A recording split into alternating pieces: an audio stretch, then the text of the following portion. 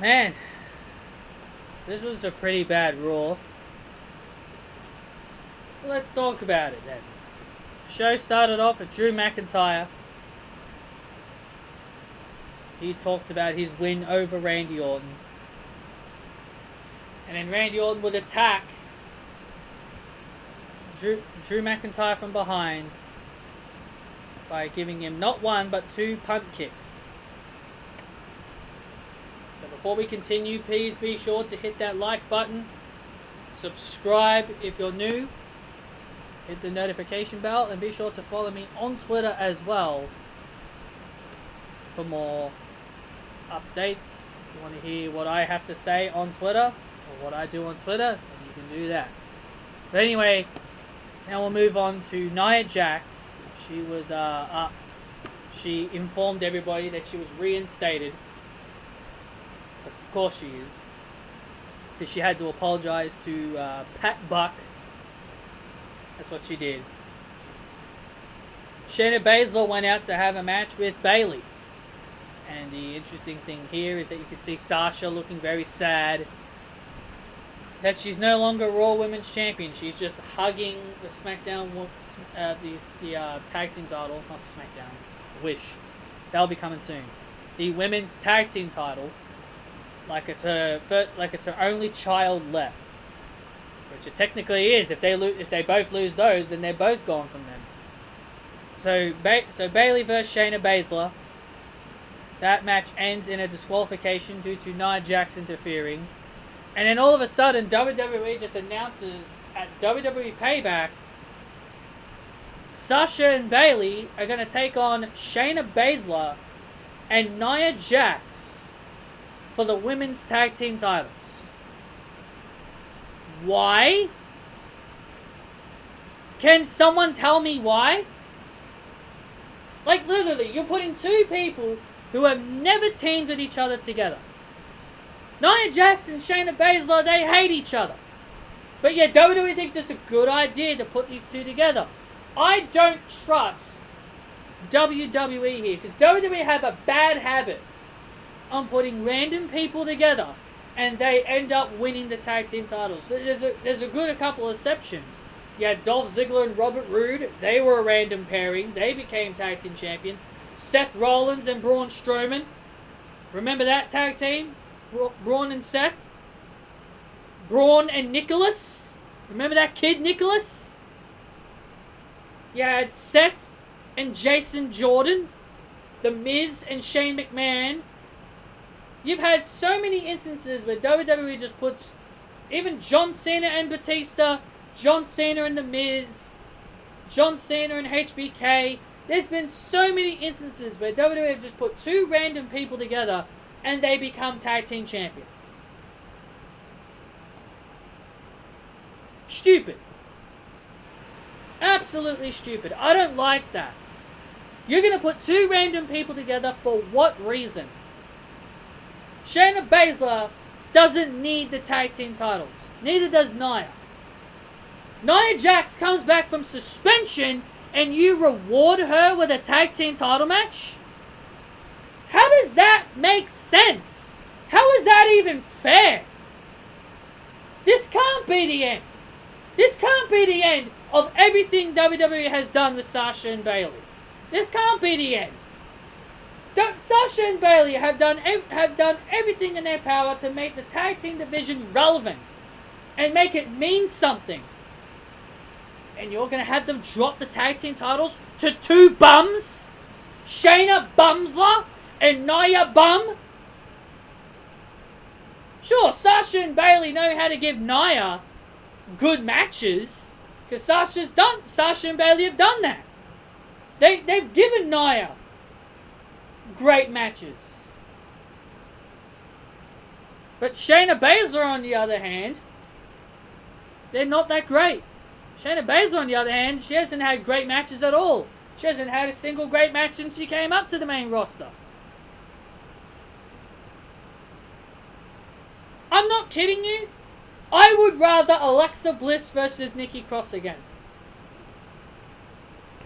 Yep, I would rather Alexa and Nikki to be the ones to take the tag team titles from Sasha and Bayley, because at least they're an actual team! At least they're an actual team!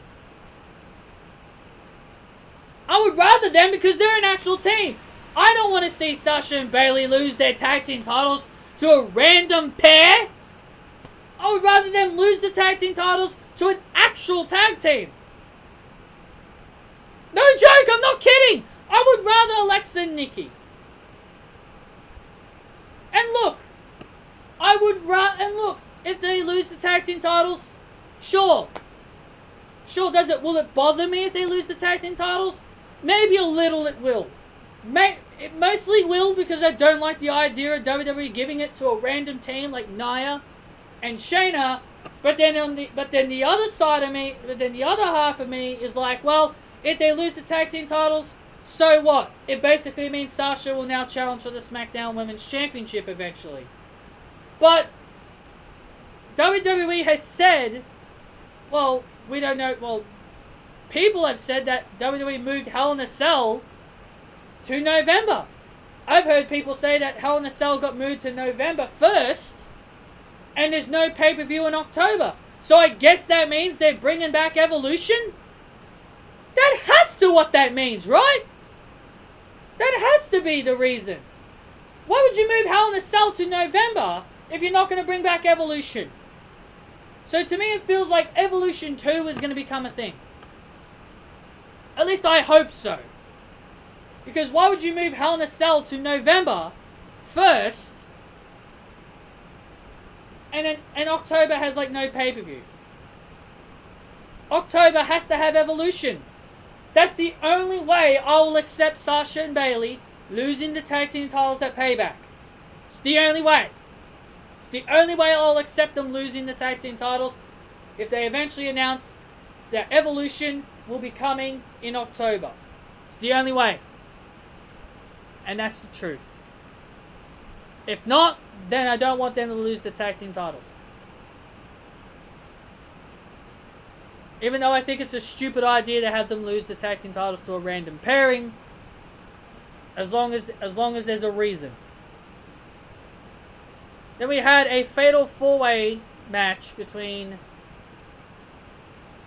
Cedric Alexander, R-Truth, and Shelton Benjamin for the 24/7 title. What's his face regained it. Akira Tozawa, he regained it. Who cares?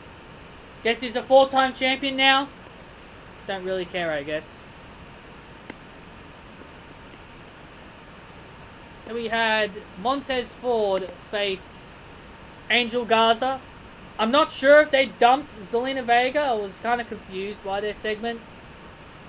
Kind of hoping they do because I would rather Zelina Vega as a wrestler. But Angel has this blonde girl named Demi Bennett come to the ring. And she ends up getting taken away by Ivar of the Viking Raiders. And this distracts Angel Garza. And Montez Ford walks away with the win.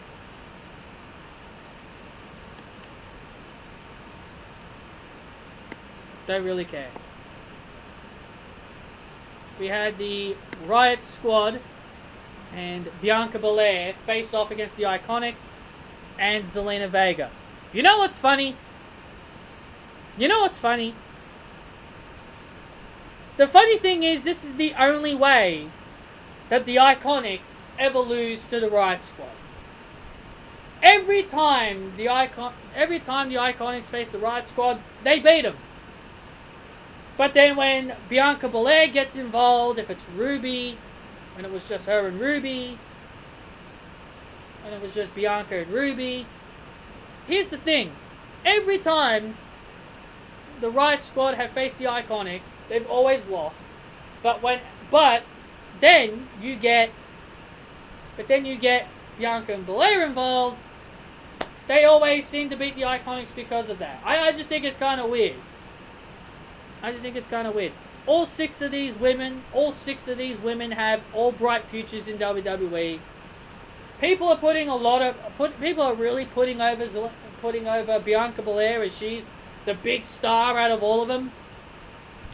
I don't think so. Sure, Bianca's a future star, but that doesn't mean she's going to be a bigger star than the other 5 in that match. They're all going to be stars. They all will have their potential.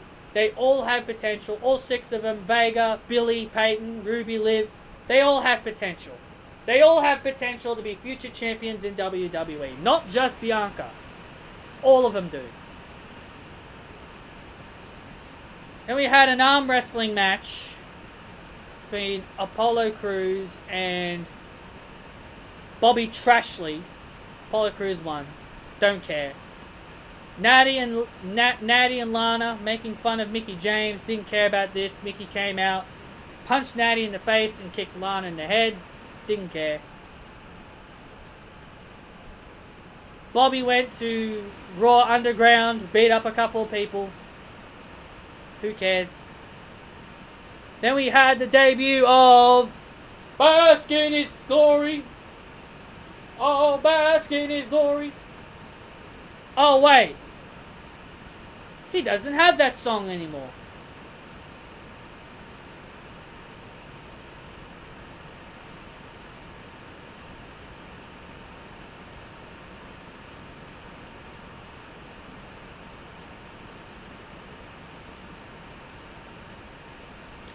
Why did you get rid of Keith Lee's Bask in Me Glory theme? Why? There was nothing wrong with that theme. It was catchy. Oh, bask in His glory, for He is limitless.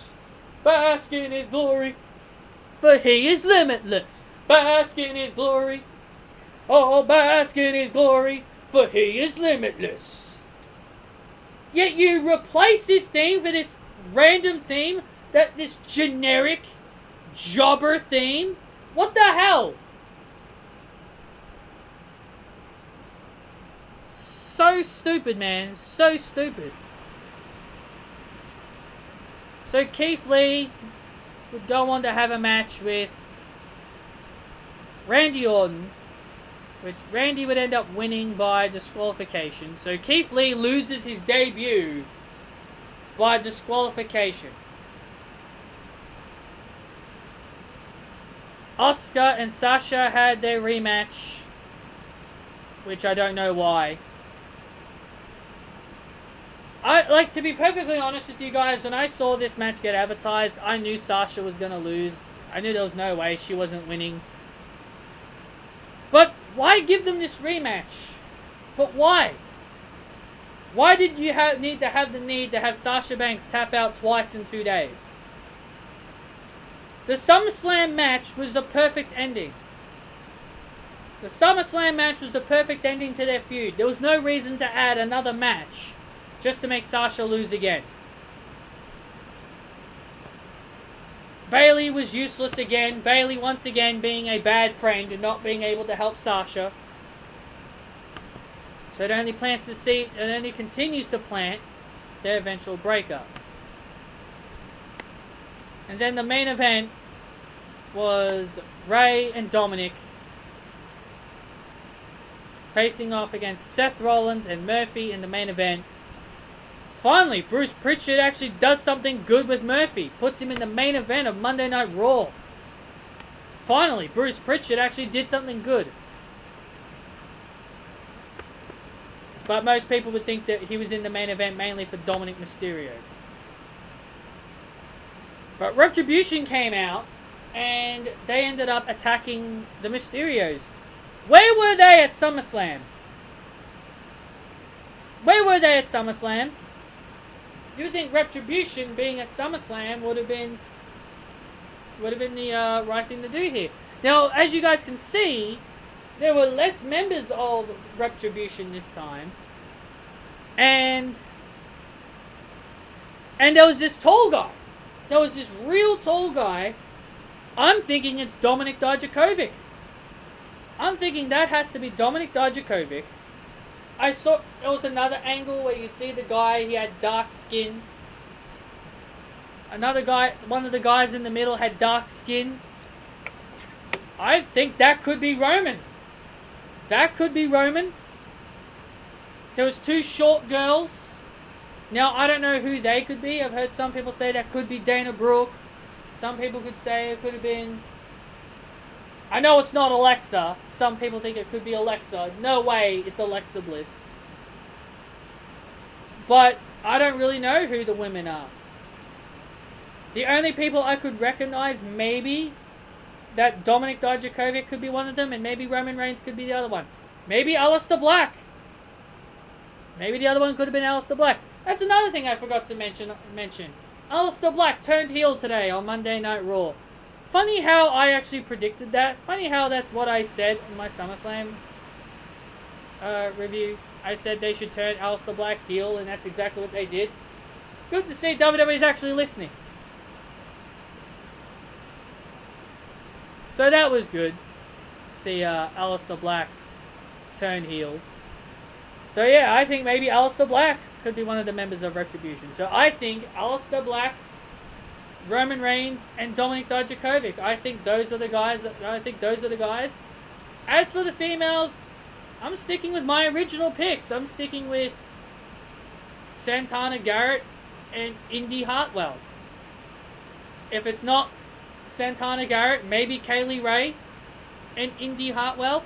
I don't really know. I thought maybe they'd show their faces today because I thought maybe it made sense. Maybe they show their faces at Payback. But either way, guys, that is all I've got for you guys in this review. Hope you guys enjoyed. Hit that thumbs up. Comment your opinions down below. What did you think of Raw? I thought it was a bad show. And I will see you all next time.